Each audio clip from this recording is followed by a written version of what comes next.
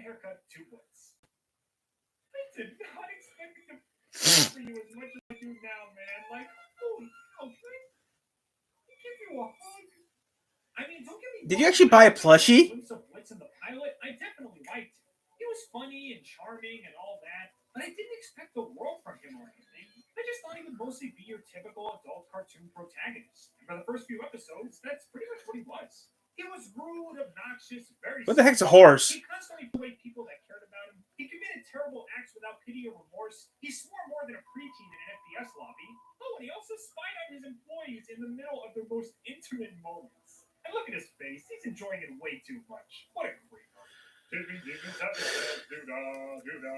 But speaking as someone who's now 6 to 7 episodes into the series, I actually think that Blitz might be the best character that Vivzie and company have ever created. When was this made? Oh, dude, you're a day you're a day early. Dude, you're way too early by day. Because of Brandon Rogers' seamless ability to handle both silly and serious, not only because he's the most consistently funny character on the show, not only because he has this indescribable charm that comes with everything he does, but mainly because of his genius web that this. Yeah, well, dude, you're a day early. You had a Blitz actually had a nervous breakdown, which is something I understand perfectly.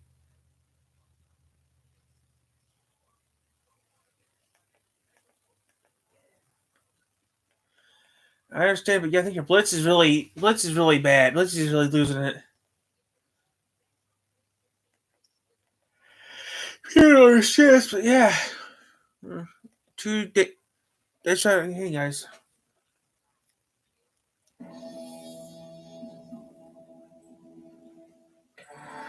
Who would put an embassy of the country everyone hates in the UK? Hello, I'm Flickhat, and welcome back to the second channel of Geography Videos. This is almost a series where I talk about geography and the world and stuff. And today's Geography video is actually sponsored by Skillshare. I'll be talking more about them later. It's always exciting when you get sponsored. I don't care. Still, what asshole would put a flag like that on their house? I'd actually throw a book through the window if they did that. Because that's just wrong. There's no way someone should put that on.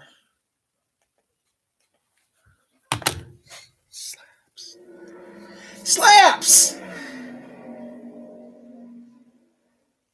The NASCAR Cup Series has held nearly 2,700 races across more than 170 different tracks since its inception in 1949. And of those 170 tracks to host a big league NASCAR event, they range all the way from ultra-modern, state-of-the-art cathedrals of speed to simple dirt ovals carved out into the countryside. But the true magic of NASCAR is that you don't have to dump millions into a facility for it to be a fan favorite. A little ingenuity and some good management can go a long way in making both drivers and fans alike happy as can be. But some tracks today live on in infamy, detested by drivers and viewers alike, and some even by the people who built and managed them.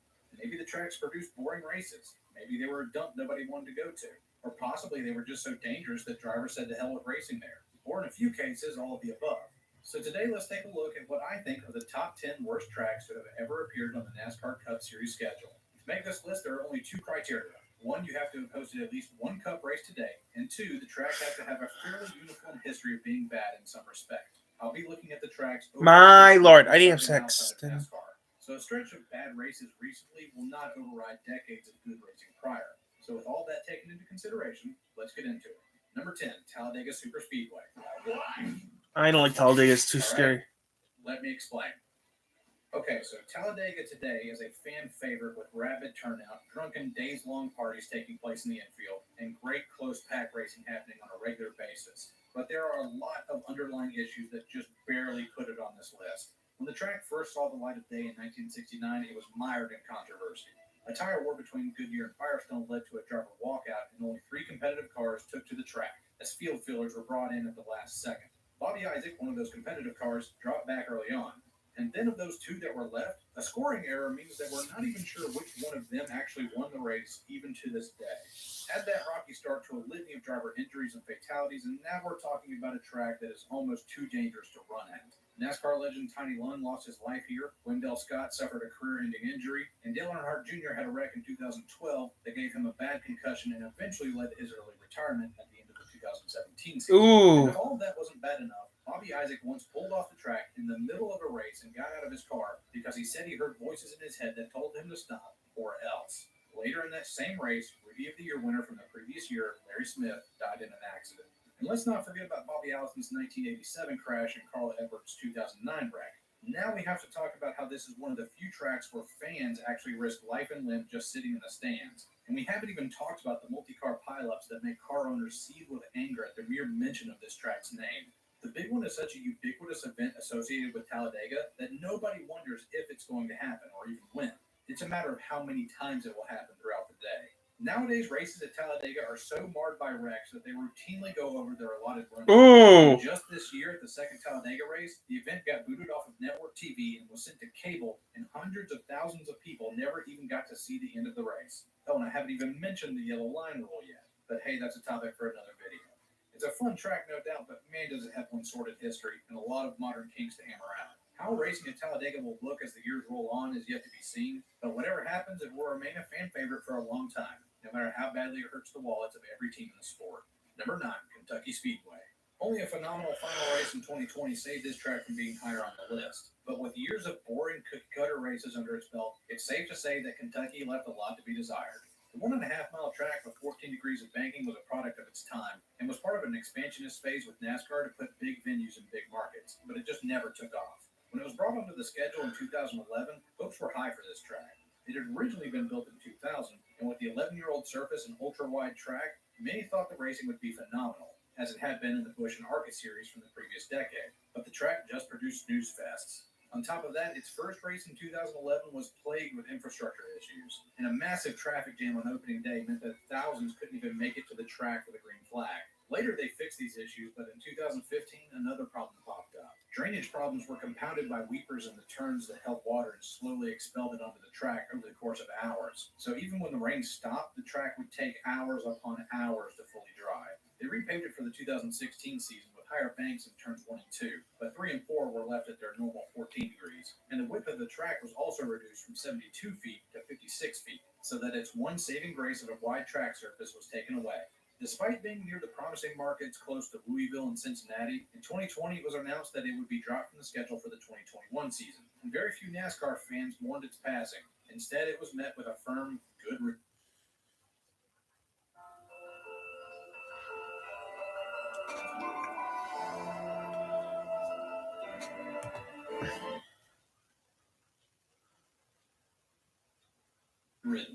Number 8, Raleigh Speedway.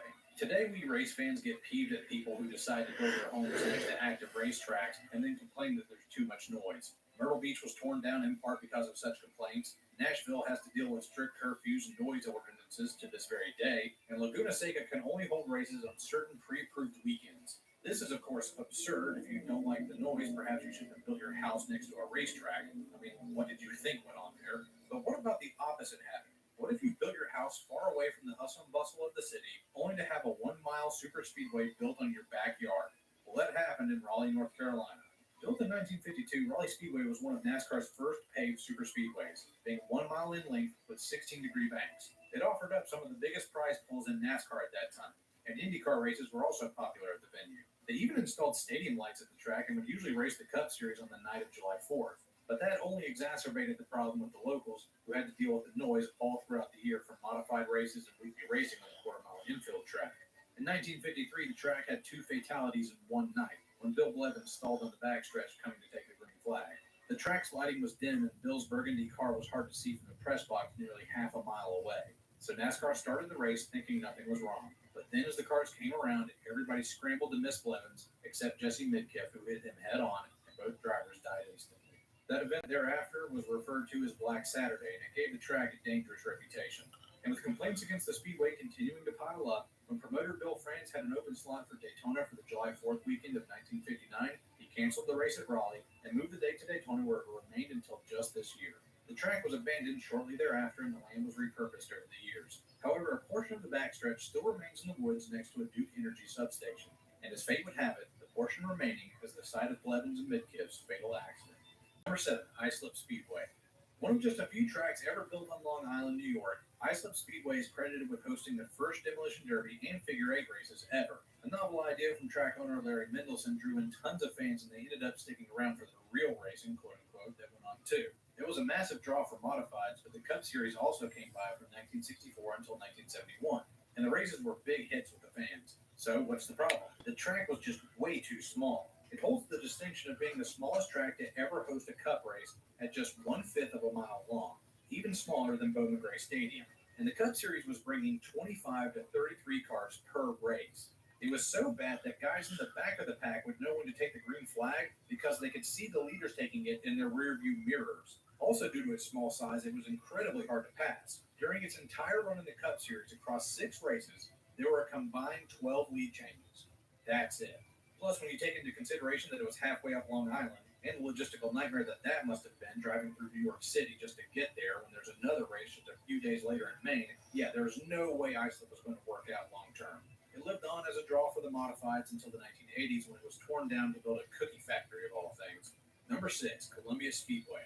Hosting one of the last dirt races ever in the Cup Series in 1970, Columbia Speedway in Casey, South Carolina was a massive draw for the Cup Series and weekly racing series for decades. Its hard-packed dirt surface produced fast racing and intense side-by-side action that was so good that the Cup Series routinely came here 2 or sometimes even 3 times per year. And as such, the list of winners here reads like a list of Hall of Famers. Fans loved the track and turned out in droves to watch the races of all kinds out here. And it even had lights for night racing during the hot summer months. So what's the problem?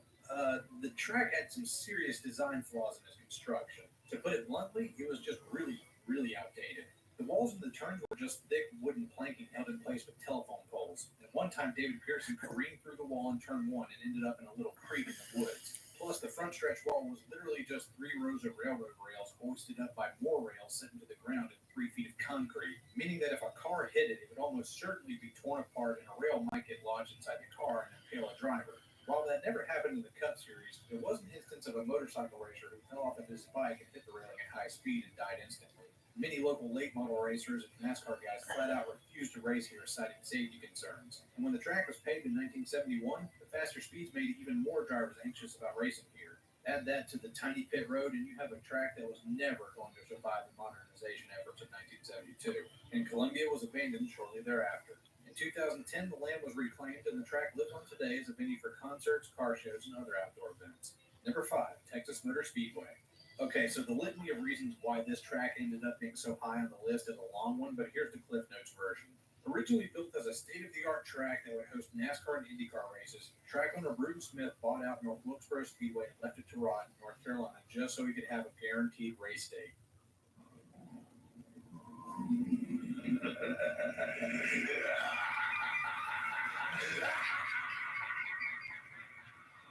Then in testing, a month before its first race in 1997, it was found out that pit lane was too narrow and the transitions out of the corners were horrible. So they made a bunch of last-minute fixes to the track, and there was a massive pile-up on the first lap of the race anyway. They spent millions to reconfigure the track. There was another wreckfest of a race in 1998, and they spent another $2 million reconfiguring it again. And after all of that, the track only produced mediocre racing. The infrastructure and amenities at the track were top notch, but dwindling crowds have many NASCAR fans wondering if the Dallas-Fort Worth area is a market worth staying in. Stands that used to sit over 150,000 people are now lucky to get a third as many people to show up on race day. And another reconfiguring in 2017, where banking in turns 1 and 2 was reduced, made racing even more lackluster. The track used to have some marquee events on the NASCAR and IndyCar schedules, but with Chicago and Kentucky both being dropped for 2021 out of the blue, many wonder if Texas will receive the same fate as the years roll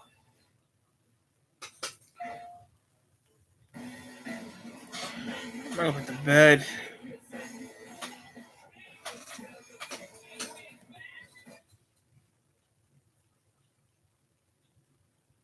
Number 4, Tulsa Fairgrounds Speedway. A mainstay in the early IndyCar days, Tulsa was set up to be a foray into the Western market for NASCAR in 1956. One day prior, a race at the Oklahoma State Fairgrounds in Oklahoma City was held, but only about 12 cars showed up for that race, and Jim Paschal ended up with the W after it was all said and done. The next day, the same guys headed over to Tulsa for a 200-lap event of the half-mile dirt oval at the fairgrounds. But it was in the middle of a drought in early August, and the track had not been kept up or prepared for a race. And with no water being put on the track, it created tons of dust. The dust was so bad that announcers couldn't even see who was where on the track, and drivers said they couldn't even see 3 feet in front of them. Fans were reportedly coughing up dirt and running out of the grandstands to catch their breath. And after 32 laps, Lee Petty, who was running second, pulled into the pits, walked across the track while the race was still going on, kicked open the crossover gate, climbed up to the flag stand, and took a red flag for himself to wave the race off. Officially, on lap 34, the race was halted and never resumed.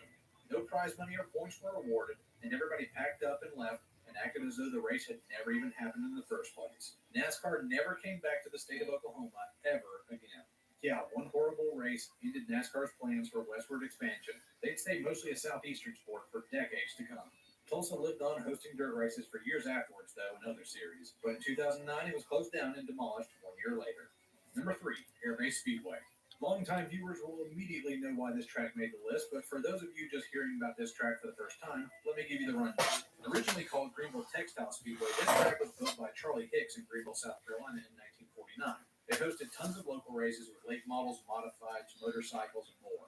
It even had lights and held night races, a rarity for the time. In 1950, the track changed its name to Airbase Speedway, in honor of the Donaldson Air Force Base just north of the track. Later that year, one race had been called off in the middle of the main event for bad track conditions. And despite being billed as the fastest track in the Southeast, qualifying times were horrendously slow.